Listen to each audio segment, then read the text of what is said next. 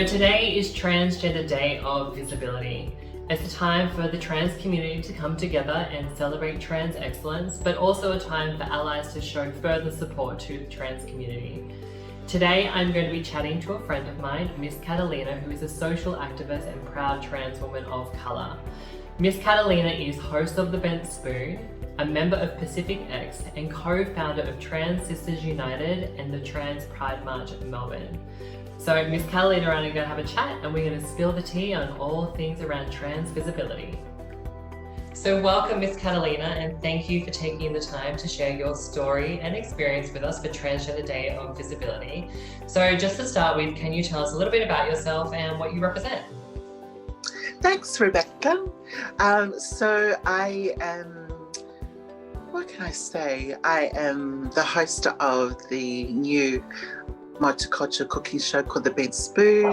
I'm also, like yourself, one of the co-founders of Trans Pride March. I'm also a trans activist, and I'm many things, darling, many things. You are and many things. I wear too many hats. Yeah, you do wear a lot of hats. And also, I wanted to say to you as well, like you're doing so many different things. You're doing The Bent Spoon, you're part of Pacific X, you're a co-founder of Trans Pride March Melbourne and Trans Sisters United. You're doing a lot of different things, and you're also quite a, dare I say, outspoken social activist. But, you know, I think you... Very outspoken.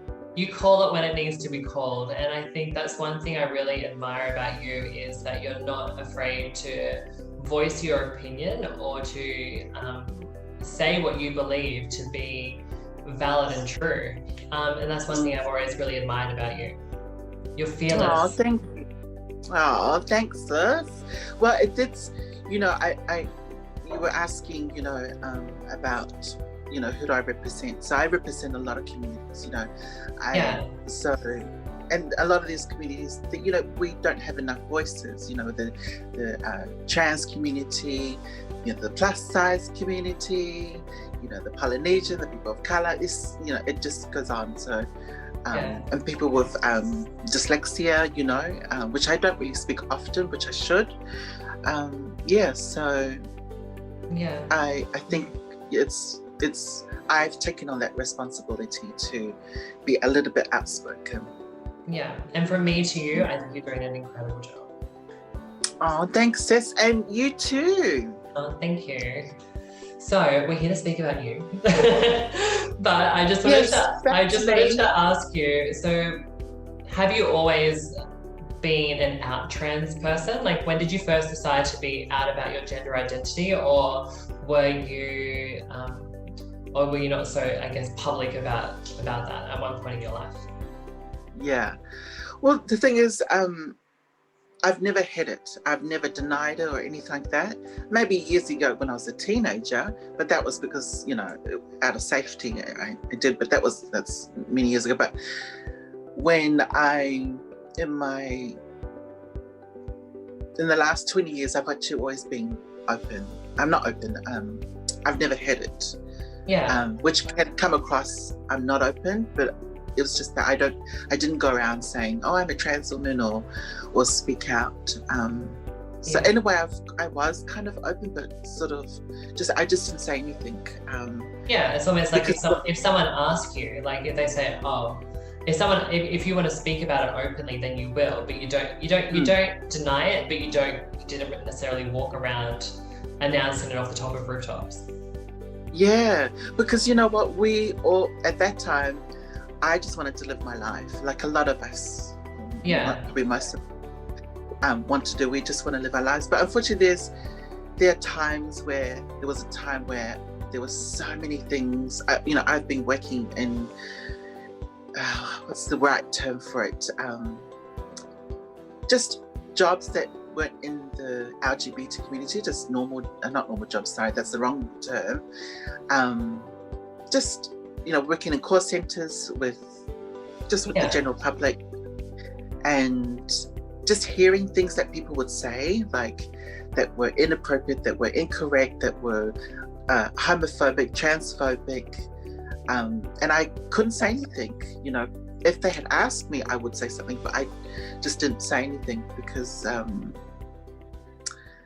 I think I just didn't feel comfortable or safe at the moment to speak out or say anything. So over the last, I guess 10 or 12 years,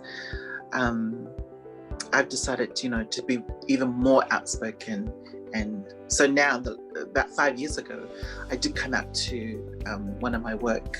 And then from there, every job after that, I tell the manager, I tell people who I have interviews with, and then I announce it to the whole group.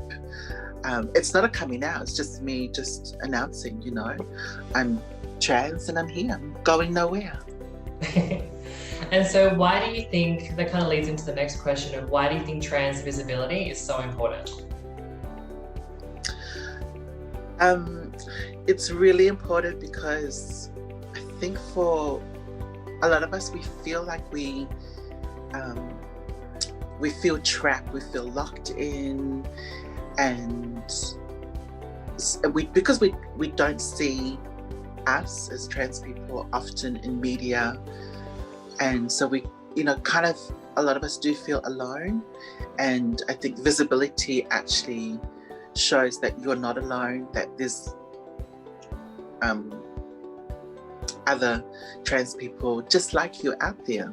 And I think that's really, really important. And everyone's voice matters. I think it helps other people to find the courage to be comfortable in their own skin when they see other people doing the same. And it's just kind of progressed over the years that more and more people are, they're seeing people be outspoken and comfortable and happy with who they are, that they're like, you know what, if they can do it, so can I. And I think that's a really healthy, good thing for anyone, really. Yeah. And the other thing about that is that sometimes it feels like, oh my goodness, we have to be an activist in order to be seen. And that's not the case. It's just that, you can just still be you and do whatever you want to do. You don't even have to announce that you're trans, I just thought I'll mention that. No, definitely. And so what does inclusivity mean to you? Like, what does it mean to be inclusive for you? I think a lot of people try to do this and they kind of hit the targets the wrong way, and it can sometimes come across tokenistic. So what does inclusivity mean to you? Oh, it really is about, if we're talking about organizations, look at who's on your board, because they're the people who decide. They're the decision makers, people in your management. Are you including, trans people, people of color, giving them the platform instead of not just offering them a once, an opportunity, that comes once in a blue moon. It's actually making sure that they are part of the decision making. That's really important. That's where organizations, because we know that most of organizations are run by, white men. So trans people, women in general, we all need to invade those spaces. Yeah, I think it's, for me, I think when I think of inclusivity, I think that organizations and businesses really need to be a true reflection of society, not just one or two people, and just to be a true reflection of the diverse society that we have. And that needs to be seen in places of power, where the people of the community are really being represented by people within their community. Yeah, especially being more inclusive of Indigenous people and our non-binary siblings. That's really, really important. Yeah, I agree. So what are two, specific things that allies can do to be supportive of people of trans experience? Oh, to be allies. Oh, that's a tricky one. To be more supportive. I think, one thing is when you see, because we know that there are people who, some of our allies, they see things happen, you know, transphobia, homophobia, and all that kind of stuff, and then they don't do anything. They don't say anything. They just kind of let it slide. You know, that's an opportunity for them. This doesn't mean you become an activist or you've been an activist. It's really just correcting people and educating people and say what you know, that no, trans people are not like that, and or just say, no, don't be judgmental, or that kind of stuff. They also have a responsibility as well. You know? Yeah. I think one thing that I heard, Munro Bergdorf, who is a trans woman of colour and she's an activist in the UK, she's very outspoken. She reminds me of you, actually. And one thing I remember that really stuck with me, that she said that if you're not part of the solution, you're part of the problem. And that's exactly what you're saying. It's if you're just sit back and you don't say anything, you're actually part of the problem if you're not actually doing something to come up with a solution to stop things like transphobia and homophobia and racism and all these things that are happening throughout society. So that really stuck with me, and I think that's so true. Yeah. Oh, absolutely. And yeah, just to be silent. And that's what I was doing for quite a while. I wasn't saying anything, you know. And then I thought, no, I need to change how I deal with things, because I have a mouth and I know how to use it. And I think a lot of people do that same kind of thing. Like, they're like, oh, I don't want to get involved, I don't want to say anything, but by not saying anything is perpetuating the problem. Like, it's actually making it worse. Exactly. Yeah, exactly. And it does depend on the situation, you know, because we don't want to encourage people to, you got to not pick and choose. You got to also be aware of your surroundings, you know. Of course. Sometimes it's not good to say, and maybe sometimes the best thing is to ignore, because it might not be safe, but you kind of know. You can assess those situations as they come, and I agree with you. Like, you don't want to get involved with something if it's going to jeopardize your safety or the safety of others. Yes, that's right. Yeah. So what would be, I guess, like a message to the broader community on what you would like them to know about the transgender community, around transgender people in general? Yeah, it really is about just get to know us. You don't need to know our journey. That's really, you know, not that important. It's important to us, but it's just really just to get to know us individually. We're all very different, unique to ourselves, and we're not all the same. We're just like everybody else, and yeah, that's really it. Is really just to get to know us as people first. Yeah, I agree. And so, who are your inspirations from the trans community? Like, I know there's a lot of people that, you know, you and I might chat about, but who are some of your, I guess, like, inspirational role models within the trans community? Oh, well, thank you for the question. Well, honestly, this is not me being biased, and not because you are my friend, but you're one of them. You're one of the role models that I look up to. There's so many. There's you, there's Carmen Rupe, there's people who've passed on, there's Carmen Rupe, there's so many. Like, there's Sylvia Samoa. Yeah, one person that always kind of sticks in my mind whenever I talk to you is Shea Diamond. I think she's... Oh my God, yes. Shea Diamond and Lala's the Now. Ashley Bree, yeah, love her. Ashley Bree is another level. Yes.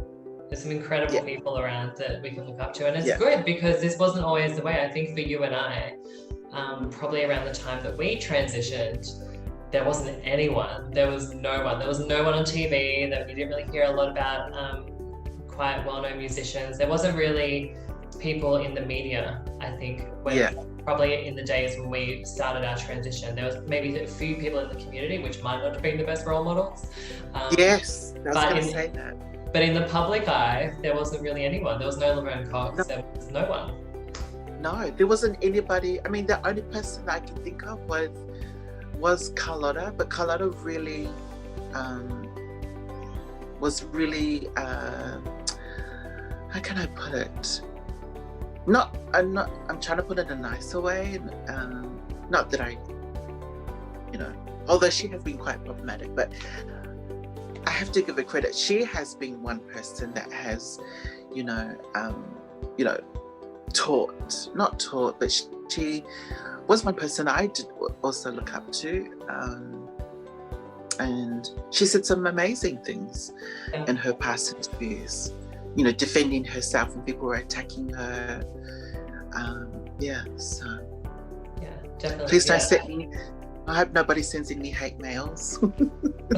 You're doing fine. And so, do you have a message for other people of transgender experience? So maybe people that are younger, or people that are scared to come out, or people that just really kind of need some inspiration. What would your message to other people of transgender experience be? Well, I don't really have a message, because I don't want people to take that and then live on it, because it might not be the right thing. All I can say is that look for support. There's so many support groups for so many different needs. We've got the Trans Pride, we've got Transgender United. There's all these support groups that you can join. Got -18. Why That's gender? my message. Yeah. Why gender? Yes, there's so many.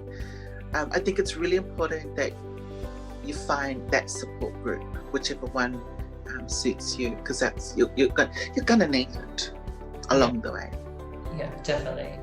Well, Miss Katalyna, thank you so much for your time today. It's been amazing talking to you for Transgender Day of Visibility. I think it's really important, like you said, to hear other voices, and I'm so grateful to be able to share this time with you. And so thank you for speaking with me today and spilling some tea. Thank you, sister. And you're welcome. I expect a check in the mail. Mwah.